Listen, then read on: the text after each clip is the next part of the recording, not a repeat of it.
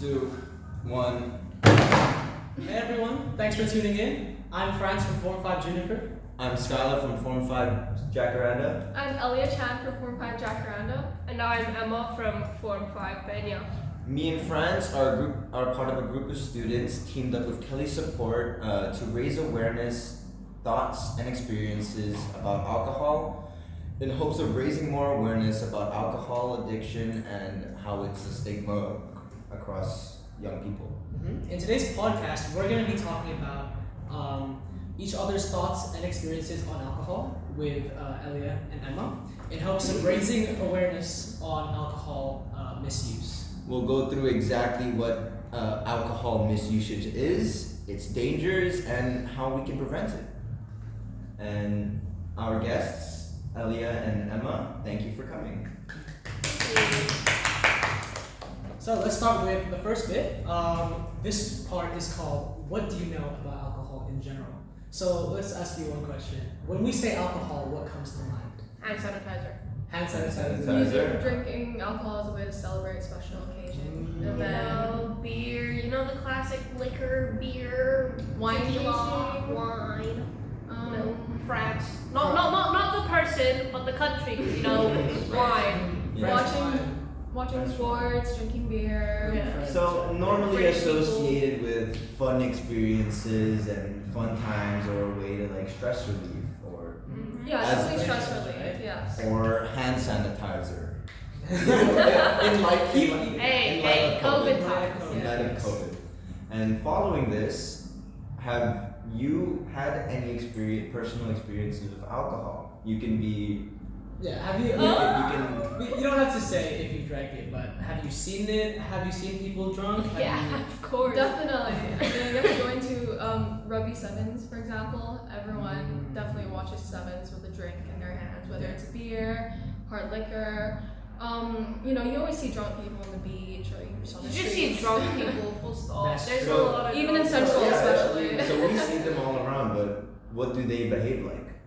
Yeah, but Well, it depends. There's different types of drunk people. You have strange drunk people who are just weirdos who just follow you around. Or You have sad drunk Yes, people. that's true. yeah, you have funny drunk people who's stumbling around, making jokes, going away in the middle Yeah, of the like street. a fun type of drunk, your friends. That's true. That's true. Have And you guys ever witnessed a violent drunk? Actually, I personally haven't. Not me. Usually when I see someone drunk, they're just on Eye issues. Sorry. Apologies, guys. I don't think I've witnessed angry drunk people. Me neither. Me neither. I have. I feel like people our age, we need to see that either in public or it's something like a familial issue, like a struggle of alcohol usage. We can see maybe different types of drunk. But moving on, if you've drank before, how did that make you feel? First of all, If you did, let's ask, have you drank before? Listen. Answer this question. Yes. They both look in the camera. I think, yeah, it's honestly, I feel like with younger people, I feel like people are so shy to admit it. They're oh yeah, I drank in front of people, adults and people who are probably going to be watching this, right? But honestly, I don't take pride in it. It's not something that I'll actively flaunt or something. But if someone asks me up front, I'll be like, yes. Because there's no point in adding more stigma to it. Because it's you're gonna drink eventually, whether that be where you're of age or underage, just as long as you do it moderately and in a safe environment. Controlled and safe environment. Yes. And preferably with adults present. Yeah. Yeah, I personally started drinking at home, just having sips of my mom and dad's beer, and just kind of not seeing what I like, but also kind of testing my tolerance in a way. And at least I'm, with my parents, so Yeah. So you're safe. Yeah, I'm safe. And you should also do it with parental consent, I think. That's also important. Very important. So- as long as they know. Yeah. Yeah. So another question would be, when would you both say was your first experience like first encounter with alcohol? Not drinking it, but just Yeah. When did you first learn encountering about it? It could be through your family or through the media. What would you guys or say? it could be your I friends. think my family, because well, my dad's side, well, both of my parents, they fall under one of those nationalities that are stereotypically drunk, right? My mother's Filipino and my dad is South African British. So both very drunk nationalities and ethnicities, I'd say. So sort of growing up, it was always sort of around me, and my uncle actually, he was in a pub a lot of the time, so like most of my childhood I spent inside of a pub learning how to play pool and failing spectacularly. But yeah, but I never had like proper like face-to-face exposure until I was like maybe like older, maybe around like 12. Right. So you'd say your first encounter was like due to your cultural background? Yeah.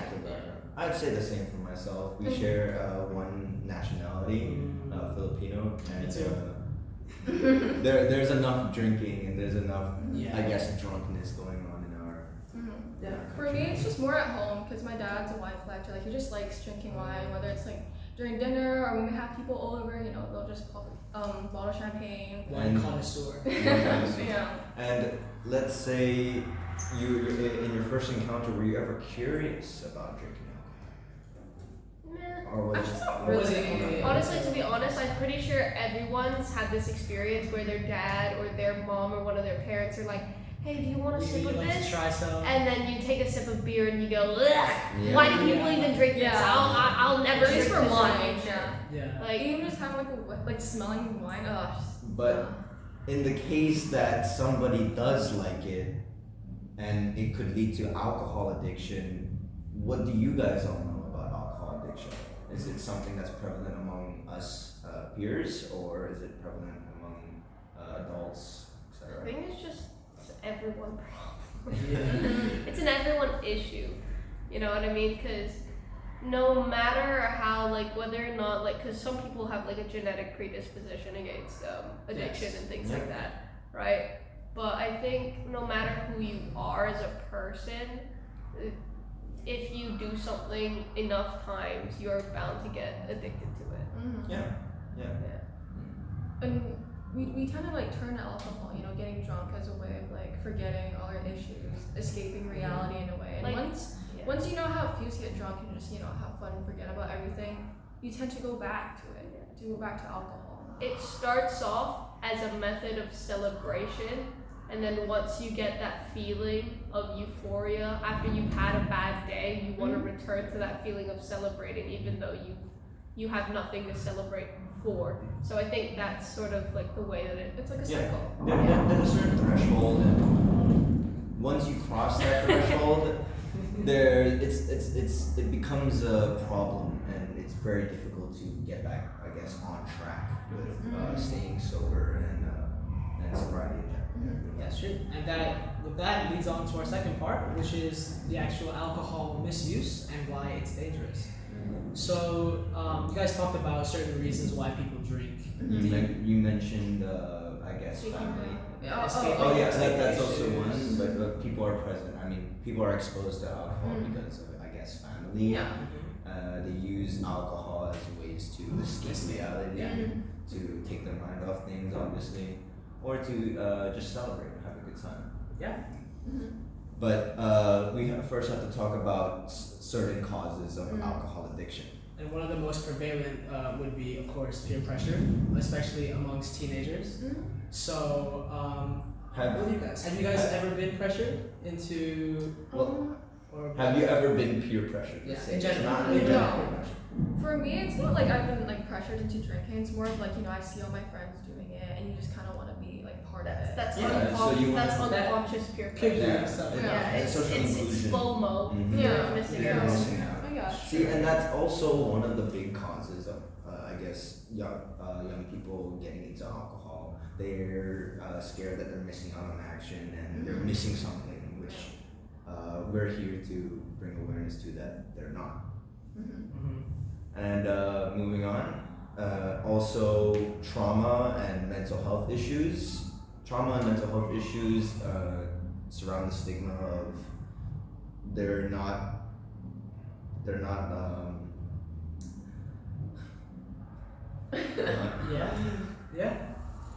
they're not feeling the best. Let's say that they're not feeling the best, and they're looking for ways to, I guess, remove that problem in their life or to not think about it. And alcohol is one of the ways that people our age tend to escape to. It really comes down to, I guess, your environment. That's true. And eventually, I mean, at the start, your upbringing as a child, and the family you're surrounded by, which could all lead up to alcohol addiction, not just peer pressure. And when we talk about addictions, when you think of addiction, you usually think of alcohol, right? Do you guys know any types of other addictions that are just Drug addiction. Drug addiction, nicotine, phone, porn, video games, Yeah. food? Yeah. Food. It's all excessive. It's all excessive.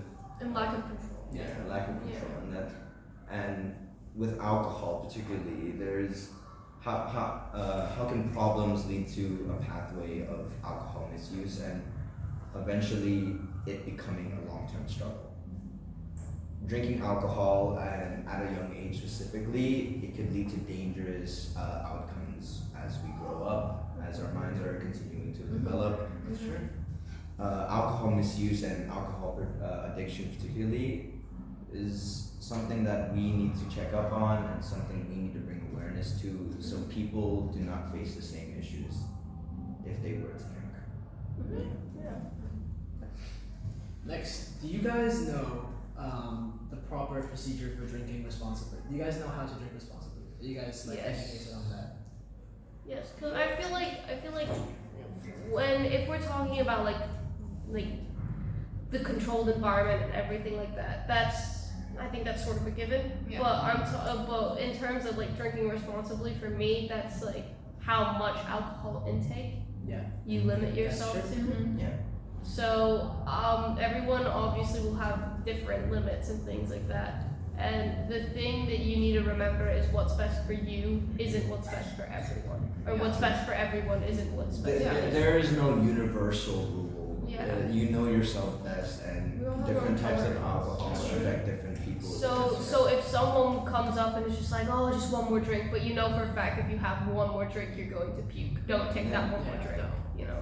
And we have to ask ourselves this question: if we are taking part in drinking, that how much alcohol is too much?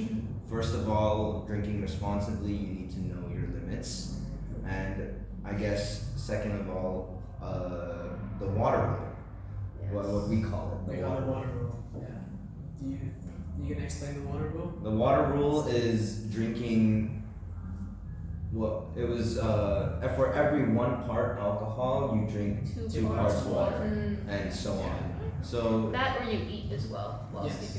And never drink on an empty stomach. No, that could lead to Serious issues. Not only, well, it is a myth that you get drunk faster, but it does cause serious stomach issues, and you are more likely to vomit afterwards. Yeah. And end up with bad hangover. Miserable. Miserable. Sorry. So now we know or know a little bit about drinking responsibly. We need to find ways and need to know ways of safety and preventing drinking. Me personally, a good safety rule that I have for drinking is buddy rule.